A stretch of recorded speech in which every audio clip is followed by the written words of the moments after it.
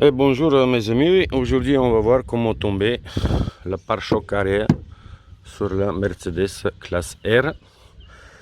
Mais là tout d'abord il faut enlever les roues. Bien sûr un cric, pour les sécurités vous pouvez mettre des chandelles aussi. C'est un peu compliqué à trouver des places pour positionner les chandelles, mais il faut trouver pour travailler en sécurité. Et là après il faut enlever la protection. Cette protection là qui est tenue par 1, 2, 3 et 4 écrans en plastique.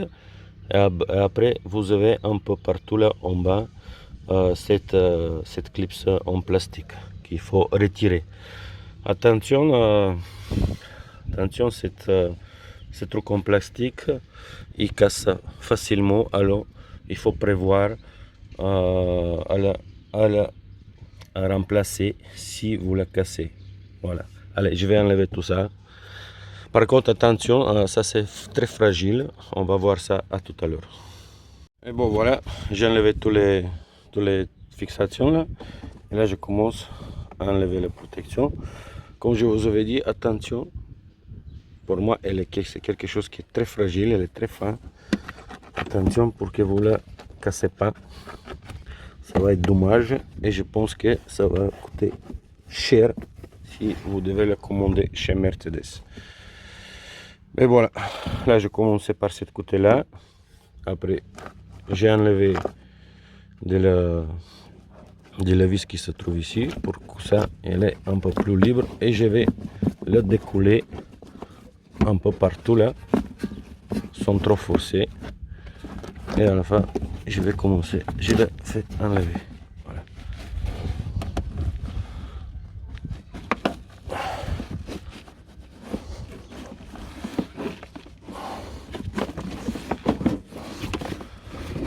Et voilà, la protection est tombée. Et là maintenant vous pouvez profiter à vérifier toute votre suspension, les rotules, etc. en même temps si vous devez remplacer quelque chose.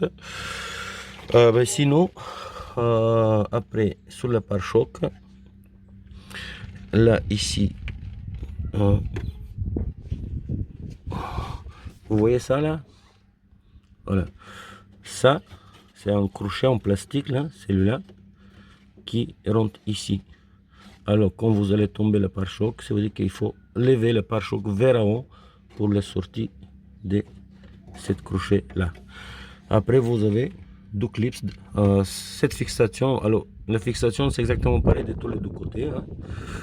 Vous avez cette fixation là, après vous avez deux clips tout en bas là, un et deux ici, voilà, vous l'enlevez et après normalement on devait avoir un vis quelque part.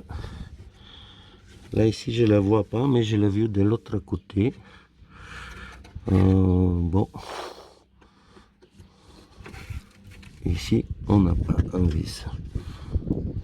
Bon. Ah oui, pardon, il est là, mais il est ah ouais, par contre il est là, ici là, voilà. Là vous pouvez mettre des grippons, laisser agir un peu parce qu'il est tout rouillé. Et après il faut dévisser. Cette vis là c'est côté gauche et côté droite, hein, comme je vous avais dit. Allez, on va voir ça ensemble. Bon, moi personnellement j'ai remis les pneus à sa place et j'ai vissé le véhicule parce que maintenant il faut que je travaille au-dessus de la voiture. Et comme vous savez, la classe R elle est assez haut. Je pense que je vais pas besoin à soulever les voitures plus que ça hauteur normale. Voilà. Là maintenant je vais enlever l'éclipse qui se trouve ici là. Je sais pas ce que vous voyez, je vous avais montré l'éclipse tout à l'heure. Voilà, comme vous pouvez voir. Et voilà l'éclipse. Vous voyez, vous n'avez pas besoin de soulever les voitures. Ils sont là l'éclipse. Là 1 et 2. Et là je vais essayer de l'enlever. Normalement on arrive. Voilà. Avec un tournevis bien sûr.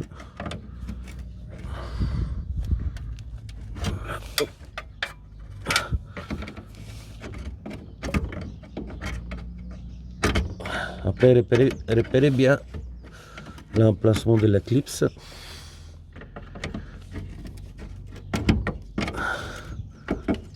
Voilà. Elle est là. Son emplacement, il rentre bien ici. Hein. Là et là. Elle est 12e. La même chose, vous faites du côté droite. Et voilà. Il n'y a rien de compliqué jusque là. Voilà. Bon, étape suivante. Là, ici, là, vous voyez ça? Mais à l'autre côté, vous avez un écrou de 10. Voilà, il est là. Vous le voyez? Voilà. Il faut bien avoir un douille longue de 10. Voilà, un douille longue de 10 avec un relonge. Et tout simplement, vous la dévissez.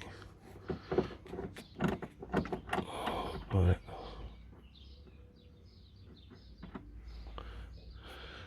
À l'autre côté, bien sûr, vous faites pareil. Bon, moi j'ai enlevé le feu, comme vous pouvez voir. Si je dois être net avec vous, je ne sais pas, est-ce que vous avez obligé d'enlever le feu pour pouvoir tomber le pare-choc? Je pense que oui, parce que le pare-choc il va venir vers en haut. Si vous vous rappelez bien que le crochet que je vous avais montré qui se trouve en bas, pour enlever le pare-choc, il faut le lever vers en haut. Alors je pense que fait tomber les deux feux arrière, c'est presque obligatoire. Bon, c'est mon avis. Hein. Bon, pour voir comment on tombe les feux, c'est tout.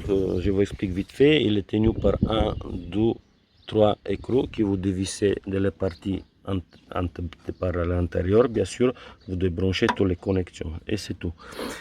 Après, pour les feux, il faut faire un peu d'attention parce qu'ici vous avez un crochet hein, à l'extrémité gauche. Il faut les bouger légèrement gauche-droite, gauche-droite, gauche-droite. Surtout, il ne faut pas casser ce crochet là. Voilà. Bon, pour la vis, la côté droite, nous avons un petit point particulier. Il faut enlever cette petite tapis là qui est fixée ici. Pourquoi?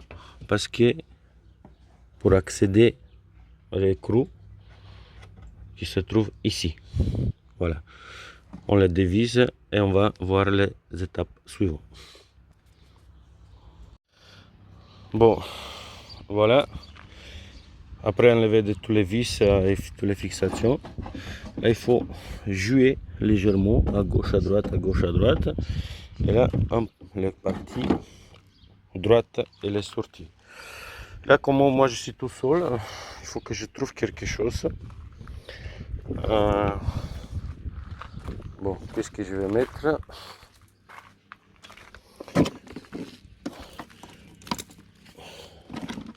Je vais mettre cette chaise pour tout simplement pour cette chaise il est un peu trop haut en fait pour qu'il supporte le pare-choc. Pourquoi? Parce que voilà, là c'est bon. Parce que comme vous savez bien, on n'a toujours pas enlevé. Par contre, je pense que vous pouvez enlever le pare-choc sans tomber le feu. Alors ça, il faut essayer. Hein. Moi, je vous dis nettement que je ne sais pas. Voilà.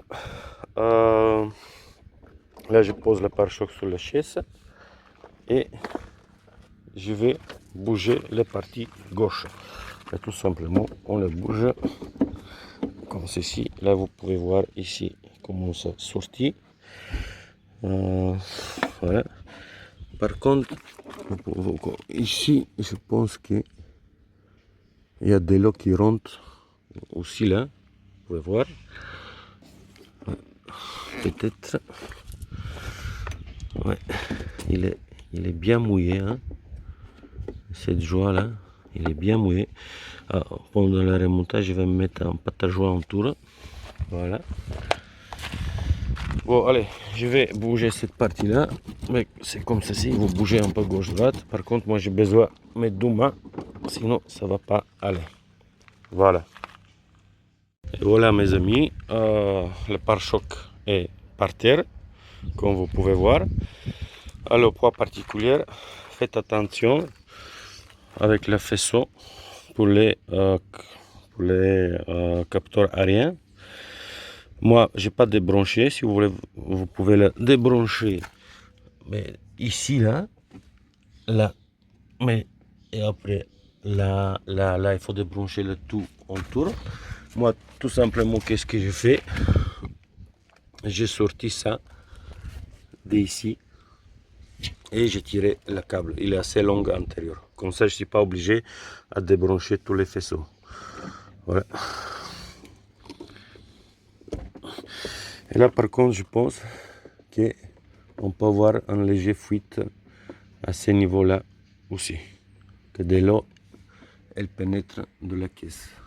Elle est bien, elle est mouillée quand même. Hein. Voilà.